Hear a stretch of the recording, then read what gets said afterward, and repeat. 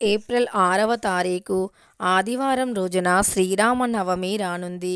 ఆ రోజున ఆడవారు ఈ రంగు చీరను ధరిస్తే చాలు, ఇక మీ శ్రీ వారాహీదేవి జ్యోతిష్యాలయం విద్య, ఉద్యోగం, వ్యాపారం, పెళ్లి, ఆరోగ్యం, నాగదోషం, సంతానం, రాజకీయం, వామచార దోషం, భార్యాభర్తల మధ్య గొడవలు, అత్త కోడళ్ల మధ్య గొడవలు, ప్రేమించి మోసపోవటం, స్త్రీ పురుషుల వశీకరణ, ధనం నిలకడగా లేకపోవటం, మీ ఎటువంటి సమస్యలు అయినా 24 గంటల్లో పరిష్కారం లభించును.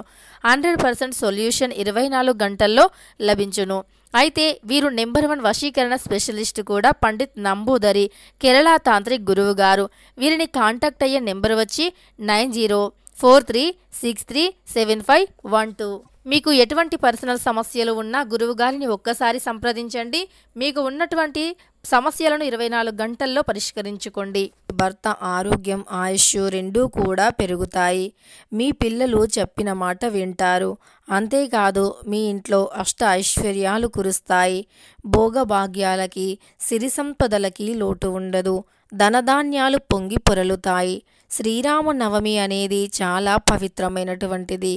మన శ్రీరామనవమిని భారతదేశ వ్యాప్తంగా ఎంతో ఘనంగా జరుపుకుంటాము. ప్రతి రామాలయాన్ని కూడా ఎంతో అందంగా అలంకరించి మనం కొబ్బరి పందిరను కూడా చూస్తూ ఉంటాము. కొబ్బరి పందిరను వేసి శ్రీరాముల వారి యొక్క కళ్యాణాన్ని ఎంతో ఘనంగా జరిపిస్తారు. సీతారాముల కళ్యాణాన్ని చూడటానికి 2 కన్నులు సరిపోవు. శ్రీరామనవమి రోజున చేసే ఈ పూజకి ఖచ్చితంగా మన యొక్క శ్రీరాముడి అనుగ్రహం లభిస్తుంది. అయితే మన భారతీయ సంస్కృతి ప్రకారం కొన్ని రంగుల దుస్తులకి చాలా ప్రాధాన్యత ఉంటుంది. మనం ఏదైనా ఫెస్టివల్ వచ్చింది అంటే మనకు ఏదైనా పండగ వచ్చింది అంటే శాస్త్రీయంగా ఉండాలి అని పండితులు చెబుతున్నారు. అంతరించిపోతున్నటువంటి శాస్త్రాలని కూడా శ్రీరామనవమి రోజున మాత్రం ఖచ్చితంగా మన శాస్త్రాన్ని గుర్తుపెట్టుకొని శ్రీరాముణ్ణి పూజిస్తాము ఎన్నో నియమనిష్టలతో. అయితే కొన్ని రకాల రంగుల దుస్తులను వేసుకొని శ్రీరాముల వారిని పూజించడం వల్ల స్వామివారి అనుగ్రహంతో పాటు సీతాదేవి యొక్క అనుగ్రహంతో వారి యొక్క దాంపత్య జీవితం యొక్క బంధం బలపడుతుంది అని, అలానే వారి దాంపత్య జీవితం సీతారాముల వలె సంతోషంగా సాగిపోతుంది అని శాస్త్రం చెబుతుంది. మనం కొన్ని రంగుల దుస్తులను ధరించటం వల్ల వాటి యొక్క మంచి ప్రభావం అనేది మన జాతకం పైన పడుతుంది. అలానే మనం ధరించేటటువంటి రంగుల దుస్తులు అనేవి మనకి పాజిటివ్నెస్ని తీసుకువస్తూ ఉంటాయి. అందువల్ల కొన్ని శుభప్రదమైనటువంటి రంగు దుస్తులను శాస్త్రం మనకి ముందుగానే తెలియజేసింది. అందులో లక్ష్మీప్రదమైనటువంటి రంగుల దుస్తులని లక్ష్మీదేవికి ఇష్టమైనటువంటి కొన్ని దుస్తులను మనం ధరించటం వల్ల అమ్మవారి అనుగ్రహంతో పాటు గ్రహాలు అన్నీ కూడా మనకి అనుకూలిస్తాయి అని శాస్త్రవచనం. అలా మనం ఏదైనా పండగ చేసినా, వ్రతం చేసినా శుభప్రదమైనటువంటి రంగు దుస్తులను ధరిస్తాము. అలానే శ్రీరాముల వారికి ఎంతో ఇష్టమైనటువంటి రంగు దుస్తులను ధరించి ఆ రోజు సీతారాముల కళ్యాణాన్ని జరిపించిన, కళ్యాణ మహోత్సవంలో పాల్గొన్న, కన్నులారా చూసిన కటిక దరిద్రుడు కూడా ధనవంతులవుతారు. దాంపత్య జీవితంలో ఎప్పుడూ గొడవలు, సమస్యలు ఉన్నటువంటి వారు కూడా ఆ సమస్యలు, ఆ గొడవలను తొలగించుకొని అదృష్టవంతులుగా మారిపోతారు. సీతారాముల కళ్యాణాన్ని ఈ యొక్క రోజున మనం ఎంతో ఘనంగా జరిపిస్తాము. ముఖ్యంగా ఈ రోజున ప్రతి ఒక్కరూ కూడా ప్రతి ఒక్క హిందువు కూడా శ్రీరామనవమిని ఎంతో ఘనంగా జరుపుకుంటారు. ముఖ్యంగా మన హిందూ ధర్మాల ప్రకారం, సనాతన ధర్మాల ప్రకారం శ్రీరామనవమిని చేసుకునే పద్ధతికి కొన్ని నియమాలు ఉంటాయి. అందులో శ్రీరామనవమి రోజున సూర్యుడు ఉదయించక ముందే నిద్రలేవటం ఒకటి. ఎందుకు అంటే మనం ఎప్పుడైనా ఏదైనా పండగ రోజుల్లో సూర్యుడు ఉదయించక ముందు బ్రాహ్మీ ముహూర్తంలో నిద్రలేస్తూ ఉంటాము. ఎందుకంటే ఆ సమయంలో బ్రహ్మదేవుడి అనుగ్రహంతో పాటు లక్ష్మీదేవి, పార్వతీదేవి, సరస్వతీదేవి అనుగ్రహంతో పాటు సకల దేవతల యొక్క దివ్య ఆశీస్సులు మనపై ఉంటాయని శాస్త్రం చెబుతుంది. ముఖ్యంగా ఆ సమయంలో మనం లేవటం వల్ల చాలా పాజిటివ్ ఎనర్జీ ఉంటుంది, ఆరోగ్యంగా ఉంటాము. అలానే మన శరీరంలో హార్మోన్స్ అన్నీ కూడా మనకి అనుకూలంగా ఉంటాయని డాక్టర్స్ కూడా చెబుతున్నారు. అంటే శాస్త్రపరంగానే కాకుండా సైన్స్ పరంగా కూడా మనకి మేలు జరుగుతుంది. తద్వారా సూర్యుడు ఉదయించక ముందే నిద్రలేచి ఇల్లు వాకిలి శుభ్రం చేసుకోవాలి. మనం ఏదైనా పండగ వచ్చిందంటే చాలు ఖచ్చితంగా ఇల్లు వాకిలిని శుభ్రం చేసుకోవటం మన ఆనవాయితీ. ఎందుకు అంటే ఎప్పుడైనా సరే ఏ చిన్న పండగ అయినా ఇంటిని శుభ్రం చేసుకోవటం, ఇంట్లో ధూపం వేయటం, అలానే వాకిలి శుభ్రం చేయటం, అక్కడ ముగ్గులు పెట్టటం, గుమ్మాన్ని అలంకరించటం, మామిడి తోరణాలు కట్టటం, ఇవన్నీ కూడా చేస్తూ ఉంటాము. ఎందుకంటే లక్ష్మీదేవి ఎక్కడైతే సువాసన, పరిశుభ్రత, అలానే శుచి ఉంటుందో అక్కడే ఉంటుంది అని శాస్త్రవచనం. అందువల్ల ప్రతి పండగలకి కూడా మనం ఇల్లు వాకిలి శుభ్రం చేసుకొని లక్ష్మీదేవి అనుగ్రహం కోసం ఇంట్లో ధూపాన్ని వేసి ఇల్లంతా కూడా ఒక పాజిటివ్ ఎనర్జీని తీసుకువస్తూ ఉంటాము. ఇక ఇలా మనం ఇల్లు వాకిలిని తప్పకుండా శుభ్రం చేయాలి. ముఖ్యంగా స్నానం చేసే నీటిలో కొన్ని తులసి ఆకులతో పాటు 2 పాల చుక్కలను వేసుకోవటం వల్ల నీరు పవిత్రంగా మారిపోతుంది. పాలు లక్ష్మీదేవికి చాలా ఇష్టం. ముఖ్యంగా విష్ణుమూర్తి కూడా పాల సముద్రంలోనే నివసిస్తారు కనుక పాలు అంతటి పవిత్రమైనటువంటివి. ఆ పాలను మనం నీటిలో కలపటం వల్ల నీరు కూడా అంతే పవిత్రంగా మారిపోతుంది. శ్రీరామ నవమి రోజున స్నానం చేసే నీటిలో 2 పాల చుక్కలు, కొన్ని తులసి దళాలు వేసుకొని తూర్పు దిక్కుకు తిరిగి మీ మనస్సులో శ్రీరాముణ్ణి లేదా హనుమంతుణ్ణి లేదా లక్ష్మీ నారాయణులను తలుచుకోండి. ఇష్టదైవాన్నైనా తలుచుకోవచ్చు. తరువాత నమస్కరించుకొని తలంటూ స్నానాన్ని చేసి ఆ తరువాత శుభ్రమైనటువంటి ఉతికినటువంటి శుభప్రదమైనటువంటి చిరుగులేమీ లేకుండా ఉండే దుస్తులను ధరించాలి. అంటే ఎరుపు లేదా ఆకుపచ్చ రంగు, ఈ రెండింటిలో ఏదైనా దుస్తులను ధరించవచ్చు. అంటే ఆడవారే మరి ఈ రంగు దుస్తులను ధరించాలా, మరి మగవారు కూడా ఇలానే నియమాలు పాటించి ఈ రంగు దుస్తులను ధరించాలా అంటే ఆడవారైనా మగవారైనా ఖచ్చితంగా ఈ రంగు దుస్తులను ధరించండి. పసుపు రంగు దుస్తులైనా పర్వాలేదు, ఆకుపచ్చ రంగు దుస్తులు అయినా, ఎరుపు రంగు దుస్తులు అయినా, పసుపు రంగు దుస్తులు అయినా, ఈ 3 కూడా చాలా శుభప్రదమైనటువంటివి. ఈ 3 రంగులు కూడా లక్ష్మీప్రదమైనటువంటివి.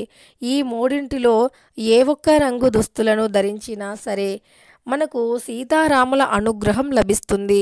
తరువాత ఆడవారు మాత్రం తప్పకుండా చేతి నిండా ఆకుపచ్చ రంగు లేదా ఎరుపు రంగు లేదా పసుపు రంగులో ఉండే గాజులను ధరించండి. ఆడవారి చేతులకి అందం గాజులు. ఈ గాజులు లక్ష్మీప్రదమైనటువంటివి.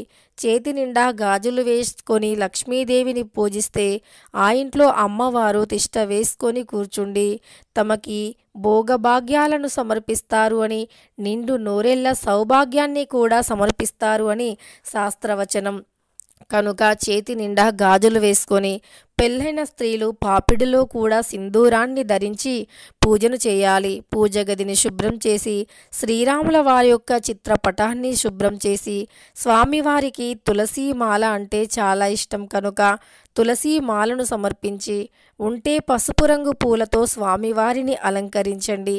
తరువాత స్వామివారికి గంధాన్ని సమర్పించాలి. పసుపు, గంధం, అలానే కుంకుమ వీటిని సమర్పించాలి. అయితే శ్రీరాముల వారికి పసుపు రంగులో ఉండే పండ్లను కానీ ఆకుపచ్చ రంగులో ఉండే పండ్లు కానీ సమర్పించాలి. లేదా వడపప్పు, పానకాన్ని తప్పకుండా సమర్పించాలి. వీలుంటే చలిమిడిని నైవేద్యంగా పెట్టి తరువాత దానిని పూజ పూర్తయ్యాక ఇంట్లో వారంతా కూడా స్వీకరించాలి. ఇలా చేస్తే స్వామివారి అనుగ్రహం తప్పకుండా లభిస్తుంది. కటిక దరిద్రుడు కూడా ధనవంతులుగా మారుతారు. దుష్టశక్తుల ప్రభావం తొలగిపోతుంది. డబ్బుని రాకుండా అడ్డుకునే చెడు శక్తులు తొలగిపోతాయి. నరదృష్టి, నరఘోష సైతం తొలగిపోతుంది. తరువాత మనం పూజకి అంటే ఉపయోగించేటటువంటి నైవేద్యాలలో ఖచ్చితంగా తులసి దళాలను వేయడానికి ప్రయత్నించండి. అంటే మీరు పెట్టిన వడపప్పు, పానకం, చలిమిడి వీటిపైన ఒక 2 తులసి ఆకులను తప్పకుండా పెట్టండి. ఇలా చేస్తే స్వామివారి అనుగ్రహం లభిస్తుంది. ఆ రోజు శ్రీరాముల వారికి ఇష్టమైనటువంటి జై శ్రీరామ్ అనే మంత్రాన్ని జపించండి. అలానే ఆ రోజున మర్చిపోకుండా మీరు 5 దీపాలను వెలిగించండి. గుమ్మానికి ఇరువైపున తులసి కోట దగ్గర పూజ గదిలో ఇలా దీపాలను వెలిగించండి. ఇంటి ఈశాన్యం దిక్కున లేదా ఉత్తర దిక్కున కూడా దీపాలను వెలిగించండి. అలానే తమలపాకుల పైన జై శ్రీరామ్ అని రాసి ఆ మాలను గాని ఆంజనేయ స్వామి వారికి మీరు సమర్పించినట్లు అయితే మీ కష్టాలు తొలగిపోతాయి. ఆంజనేయ స్వామి వారి అనుగ్రహం, శ్రీరాముల వారి యొక్క అనుగ్రహంతో ధనవంతులుగా మారుతారు. అంతేకాదు స్వామివారి అనుగ్రహంతో కటిక దరిద్రుడు కూడా ధనవంతులుగా మారిపోతారు. అదృష్టం ఖచ్చితంగా కలిసి వస్తుంది. ఘోరమైనటువంటి దృష్టి దోషమైన దుష్టశక్తుల ప్రభావమైనా సరే తొలగిపోతుంది. ఆరోగ్యం అనేది చాలా బాగుంటుంది అని చెప్పుకోవచ్చు. ఇక అలానే మీ యొక్క జీవితంలో మీరు పడుతున్నటువంటి ప్రతి సమస్య కూడా తొలగిపోతుంది. ప్రతి సమస్యకి కూడా పరిష్కారం అనేది లభిస్తుంది. అలానే తమలపాకు పైన దీపాన్ని వెలిగించండి. కర్పూర హారతిని స్వామివారికి సమర్పించండి. అలానే సీతారాముల కళ్యాణాన్ని ఖచ్చితంగా చూడండి. స్వామివారి యొక్క కళ్యాణాన్ని కన్నులారా చూసి స్వామివారికి అక్షింతలను సమర్పించి స్వామివారి యొక్క ఆశీస్సులను పొందండి. ఆ సమయంలో కోటి దేవుళ్ళు కూడా భూలోకానికి దిగి వస్తారు సీతారాముల కళ్యాణ మహోత్సవాన్ని చూడటానికి. తద్వారా చాలా పవిత్రంగా, చాలా శుచిగా, శుభ్రంగా ఉండి మనస్ఫూర్తిగా మీ ఇష్టదైవాన్ని ఆరాధించిన స్వామివారిని మనస్ఫూర్తిగా మీ సమస్యలు తొలగిపోవాలి అని వేడుకున్న కోటి దేవుళ్ళ అనుగ్రహం లభిస్తుంది. ముఖ్యంగా ఈ రంగు దుస్తులు వేసుకొని మనస్ఫూర్తిగా మీరు ఏ కోరిక కోరినా నెరవేరుతుంది. మీ దాంపత్య జీవితం కూడా 3 పువ్వులు 6 కాయల్లా ఉంటుంది. కోటి దేవుళ్ళ యొక్క అనుగ్రహంతో నిండు నూరేళ్లు కూడా అంటే సౌభాగ్యవతిగా ఉంటారు. అంతేకాకుండా మీ భర్త ఆరోగ్యంతో బాగా సంపాదిస్తారు. ఆర్థిక సమస్యలు ఉండవు. దాంపత్య జీవితంలో గొడవలు, సమస్యలు ఉండవు.